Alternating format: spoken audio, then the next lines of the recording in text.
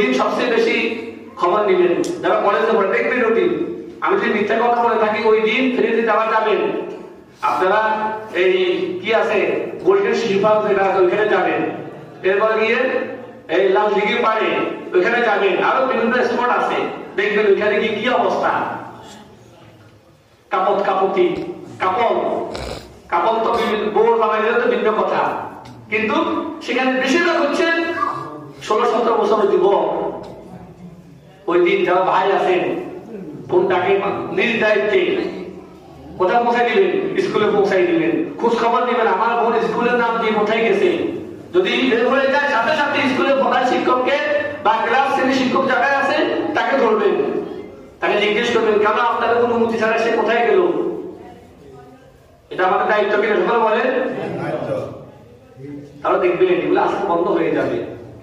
এখন আমরা তো মনে করছি যে আমার মেয়ে তো কলেজে গেছে, যাক কলেজের নাম দিয়ে দেখবেন যে শিশু পার্কে বসে আছে, সেখানে গিয়ে যত বেহায়াপনা যত নষ্টামি নোংরামি সব করতেছে সেখানে গিয়ে। আল্লাহ তাআলা আমাদের সকলকে যে কথাগুলো বললাম আমাকে সহসভাবত আমি অধম এই গুনাহগারকে আল্লাহ তাআলা আমল করার তৌফিক দান করে সকলে আমিন। তার সাথে সাথে আমার যারা সামনে এখানে অনেকে উপস্থিত আছে সকলের প্রতি আহ্বান থাকবে যে আমরা সহি আমল করব, আর যত রকমের অপসংস্কৃতি আছে আমাদের সমাজ থেকে অপসংস্কৃতি দূর করে দিয়ে সকলকে সিরাতাল মুস্তাকিমের পথে চলার তৌফিক দান করে সকলে আমিন।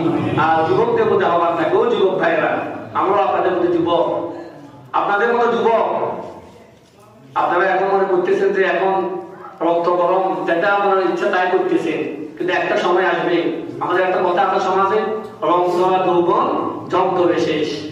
দেখবেন এখানে যারা আছে আমাদের এই মুরব্বী ওনারা আমাদের মতো একসময় কি ছিল, তাকড়া যুবক ছিল, কত সুন্দর চেহারা ছিল, চেহারা কিন্তু মানে একটা অন্য ভাব ছিল, কিন্তু বয়সের সাথে সাথে এখন কি হয়ে যাচ্ছে তাদের শরীরগুলা কি হয়ে যাচ্ছে মন কুস্তি হয়ে যাচ্ছে, গালটা শক্তিটা কমে গিয়েছে। আর ইচ্ছা আছে কিন্তু শক্তি নাই।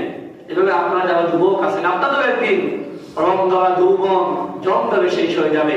সেজন্য ওই সমস্ত যুবকদের জন্য তো হাদিসের ভাষায় একটা কথা আছে, ওয়াশাকুন নাশা ফি ইবাদাতিল্লাহ, আল্লাহ তাআলা ওই যারা আল্লাহকে ভয় করে ইবাদত বন্দেগী করে তাদেরকে আল্লাহ তাআলা কিয়ামতের ময়দানে তার আরশের নিচে আরশের ছায়া তলে তাদেরকে ছায়া দিবেন। সুবহানাল্লাহ, সুবহানাল্লাহ। যুবকদের কথা বলা হয়েছে যারা আল্লাহকে ভয় করবে, আল্লাহকে ভয় করে তারা কখনো অন্যায়মূলক কাজের সাথে জড়িত হবে না। যারা